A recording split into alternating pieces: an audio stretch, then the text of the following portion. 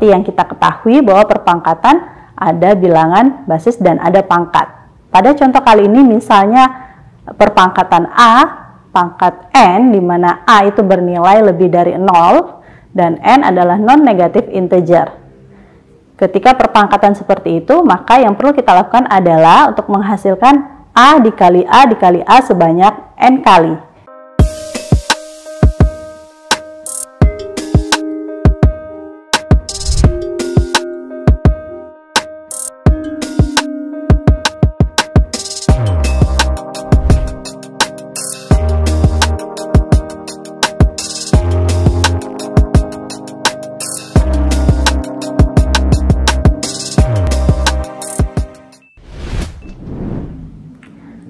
Assalamualaikum warahmatullahi wabarakatuh. Salam sejahtera untuk kita semua. Selamat datang di channel YouTube Kuliah Teknokrat. Kali ini dengan saya Saniati dari Fakultas Teknik dan Ilmu Komputer Universitas Teknokrat Indonesia. Pada video kali ini saya akan menjelaskan materi konsep brute force pada mata kuliah analisis dan strategi algoritma. Perlu kita jelaskan di awal bahwa tujuan umum dari mata kuliah ini yaitu memberikan pemahaman kepada mahasiswa tentang bagaimana menyelesaikan masalah dengan teknik yang efektif dan efisien berdasarkan karakteristik masalah yang diselesaikan. Namun secara khusus pada pembelajaran kali ini diharapkan tujuan dari pembelajaran yaitu mahasiswa dapat mengetahui apa itu konsep dari brute force, mengetahui karakteristik dari brute force, dan mengetahui contoh masalah yang dapat diselesaikan dengan pendekatan brute force. Sebelumnya kita akan sedikit mengulas kembali bahwa pada mata kuliah analisis dan strategi algoritma, fokusnya yaitu mempelajari tentang bagaimana menganalisis algoritma dan juga mengetahui atau membahas strategi-strategi algoritma apa saja yang mungkin dapat digunakan untuk menyelesaikan masalah. Ada beberapa strategi dan algoritma yang akan diajarkan dan salah satunya yang paling dasar yaitu brute force. Lalu apa itu brute force? Kita akan membahasnya. Secara definisi, brute force adalah sebuah pendekatan yang lempang atau straightforward untuk memecahkan suatu masalah. Biasanya didasarkan pada pernyataan masalah atau problem statement dan definisi konsep yang dilibatkan. Algoritma brute force memecahkan masalah dengan sangat sederhana, langsung, dan dengan cara yang jelas atau obvious way. Pada kali ini akan ada contoh sederhana untuk menyelesaikan masalah perpangkatan. Seperti yang kita ketahui bahwa perpangkatan ada bilangan basis dan ada pangkat. Pada contoh kali ini misalnya perpangkatan A, pangkat N, di mana A itu bernilai lebih dari 0 dan N adalah non-negatif integer.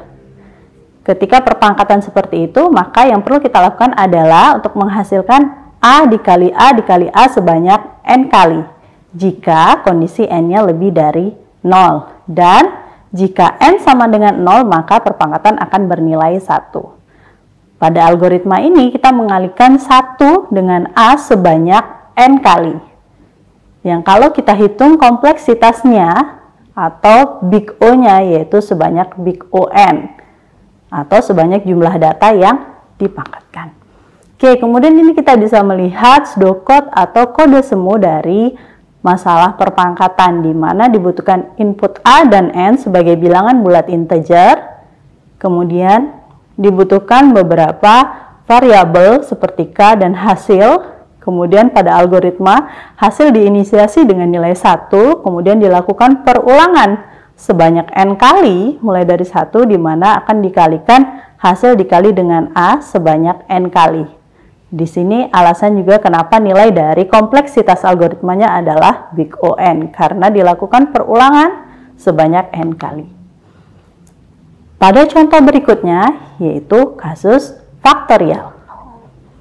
Ketika kita memiliki sebuah nilai N yang difaktorialkan, maka kita akan melakukan penyelesaian masalah dengan cara sederhana, yaitu mengalihkan N dikurang 1 lagi, atau misalnya dicontohkan 4 faktorial, artinya kita akan mengalihkan 4 dikali 3 dikali 2 dikali 1, atau boleh sebaliknya.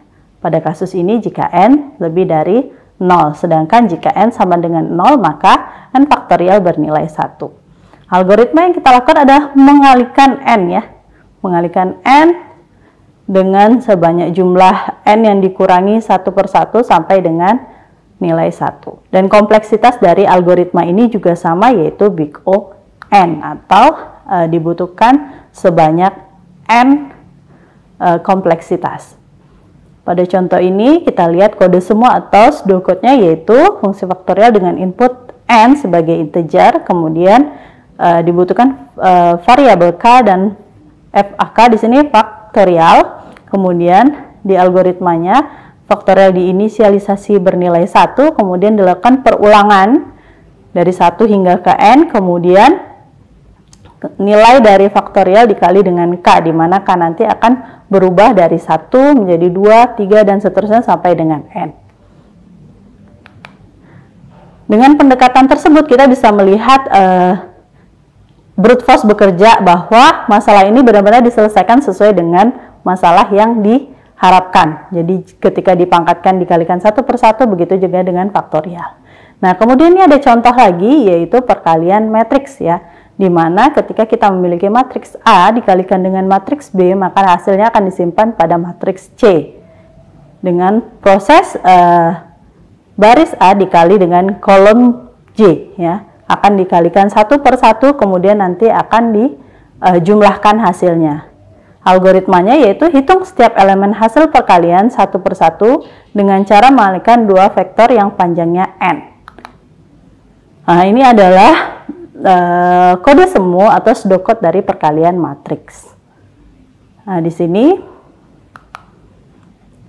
kita bisa lihat bahwa perulangan dari matriksnya ada beberapa kali ya. Jadi ada perulangan yang dia akan mendapatkan nilai baris dari matriks tertentu dan mendapatkan kolom tertentu, kemudian nanti dikalikan. Oke, dari ketiga contoh tersebut, kita bisa melihat bahwa brute force memang menyelesaikan masalah secara langsung, sederhana, dan sesuai dengan masalah yang tersaji. Sehingga algoritma brute force ini biasanya ya memiliki ciri tidak cerdas dan tidak efisien, karena algoritma tersebut membutuhkan jumlah langkah yang besar dalam penyelesaiannya. Jadi tidak ada upaya untuk melakukan kreativitas dalam menyelesaikan masalah. Sehingga kadang-kadang algoritma brute force juga sering disebut sebagai algoritma yang naif, di mana kata force di sini menunjukkan kekuatan, sehingga upaya satu per satu untuk menyelesaikan masalah menjadi titik fokus dari algoritma brute force. Kemudian, algoritma brute force juga sering digunakan sebagai basis perbandingan dengan algoritma yang lebih cepat. Jadi, misalnya kita punya algoritma A, ya, kemudian kita dekati dengan penyelesaian brute force dengan hasil tertentu, kompleksitas tertentu, kemudian kita memiliki penyelesaian masalah dengan cara lain selain brute force. Nah, kemudian untuk melihat seberapa efektif, seberapa baik algoritma yang baru yang kita usulkan, biasanya kita akan membandingkan dengan algoritma brute force yang sudah ada. Kemudian, meskipun bukan metode yang cepat, hampir setiap masalah dapat diselesaikan dengan algoritma ini. Karena memang kesederhanaannya dan langsung pada penyelesaian masalah, maka hampir semua masalah bisa diselesaikan dengan pendekatan brute force. Faktanya juga ada masalah yang hanya bisa diselesaikan dengan brute force. Kemudian meskipun brute force bukan teknik pemecahan masalah yang efisien, namun teknik brute force dapat diterapkan sebagai algoritma atau pendekatan pada sebagian besar masalah. Kemudian bahkan ada masalah yang hanya dapat dipecahkan dengan brute force. Beberapa pekerjaan mendasar di dalam komputer dilakukan secara brute force, seperti menghitung jumlah dari n buah bilangan, mencari elemen terbesar dalam tabel, dan sebagainya. Selain itu, algoritma brute force seringkali lebih mudah diimplementasikan dari algoritma yang canggih, karena memang brute force memiliki ciri sederhana dan kadang juga lebih mangkus ya, atau efisien. Nih, mangkus itu artinya efisien ditinjau dari segi implementasi. Algoritma brute force seringkali merupakan pilihan yang kurang disukai karena ketidakmangkusannya atau ketidakefisienannya. Tetapi dengan mencari pola-pola yang mendasar, keteraturan atau trik-trik khusus, biasanya akan membantu kita menemukan algoritma yang lebih cerdas dan lebih mangkus seperti itu. Dan untuk masalah yang ukurannya lebih kecil, biasanya kesederhanaan brute force lebih dipilih atau lebih diperhitungkan daripada ketidakmangkusannya. Dan algoritma brute force jadi sering digunakan untuk basis dalam membandingkan beberapa alternatif algoritma yang mangkus seperti yang saya sampaikan tadi. Nah, ini adalah contoh algoritma lain lagi yang didekati dengan penyelesaian masalah brute force. Nah, ini kasus mencari nilai terbesar atau terkecil. Nah, bisa kalian bayangkan bahwa cara sederhana untuk mengetahui apakah sebuah elemen dalam sebuah list, ya, sebuah himpunan, yang manakah nilai terbesarnya atau yang manakah nilai terkecilnya, maka yang ada di pilihan kita mungkin ya sudah dibandingkan satu persatu. Nah, sebenarnya itu adalah teknik brute force di mana kita akan mencari atau melihat per elemen satu persatu dan kemudian mencatat setiap elemen yang dianggap terbesar dibandingkan elemen sebelumnya yang dibandingkan hingga semua himpunan selesai.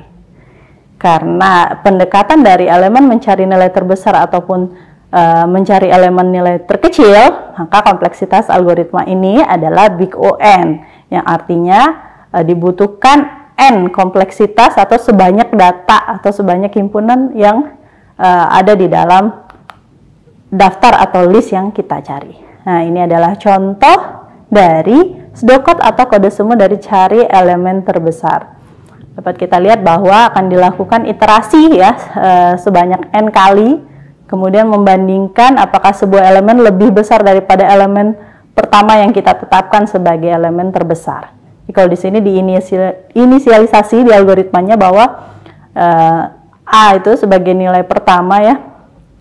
Kemudian nilai maksimumnya A, kemudian pada array berikutnya atau list berikutnya dibandingkan apakah elemen berikutnya lebih besar dari yang sudah ditetapkan sebagai maksimum. Jika tidak, maka akan diganti nilai maksimumnya. Jika iya, jika tidak lebih besar maka tetap, jika lebih besar maka akan diganti atau swap ya. Jadi nilai maksimumnya akan diubah menjadi nilai elemen yang saat ini lebih besar. Oke. Itu masalah yang mungkin kita lihat sebagai masalah yang sederhana. Nah, ini kita akan coba lihat lagi masalah yang mungkin lebih kompleks dan jawabannya lebih banyak untuk sorting problem ya. Mungkin teman-teman sudah tahu bahwa masalah pengurutan adalah masalah yang algoritmanya sangat banyak sekali. The bubble sort, selection sort, insertion sort, merge sort, quick sort, dan sebagainya.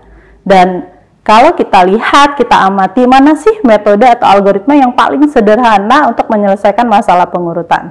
Jawabannya adalah bubble sort dan selection sort. Jadi pendekatan dari bubble sort dan selection sort itu adalah pendekatan yang ke arah brute force.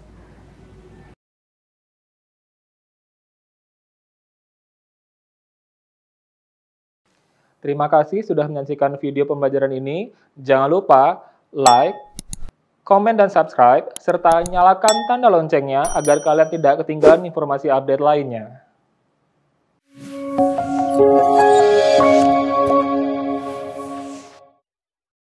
Selanjutnya, kita saksikan video Profil Universitas Teknokrat Indonesia.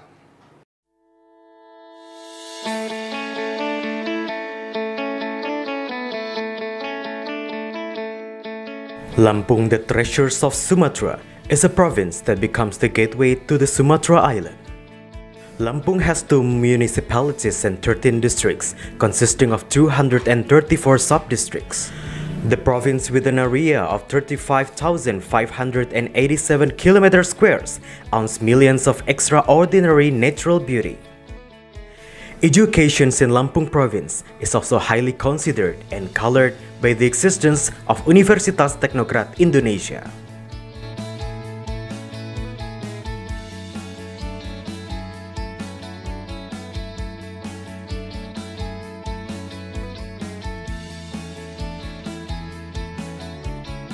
Universitas Teknokrat Indonesia has 3 faculties and 12 study programs. Faculty of Engineering and Computer Sciences with the 6 study programs: Electrical Engineering, Civil Engineering, Computer Engineering, Information Technology, Informatics, and Information System. Faculty of Economics and Business with 2 study programs: Management and Accounting. Faculty of Arts and Education with 4 study programs: English Literature, Mathematics Education, English Education, and Physical Education. Universitas Teknokrat Indonesia believes that education is the key to the advancement of a nation. Universitas Teknokrat Indonesia commits to produce and develop future leaders through the education of quality characters. This receives a very good reception and trust from the community, which is marked by an increasing interest in students from year to year. The students and lecturers have lots of achievements and awards. Also, our quality is recognized by National Accreditation Board for Higher Education and many international collaborations. Universitas Teknokrat Indonesia also prepares the students to face the globalization's era through the use of digital technology. Universitas Teknokrat Indonesia has a number of representative facilities provided to support the learning process, such as comfortable classroom, laboratories, information technology, and the internet. Our vision is to be an excellent university in Sumatra with international standard and able to play an active role in nation building through 3 pillars of higher education, comprising education, research, and community service. We have graduated outstanding students who can be accepted in state agencies and other large companies. At Universitas Teknokrat Indonesia, the students and lecturers are encouraged to create and innovate by creating products and services that benefit the community through research activities and community services. In an effort to achieve its visions and missions, the academics of Universitas Teknokrat Indonesia are guided by the organizational culture values of discipline, quality, creative, and innovative. To support the quality of learning processes, we have very complete and sophisticated facilities, including digital-based smart classroom, hotspot in campus area, sport facilities, auditorium, and students' hall. Come and be a part of us, the Campus of Champion, Universitas Teknokrat Indonesia.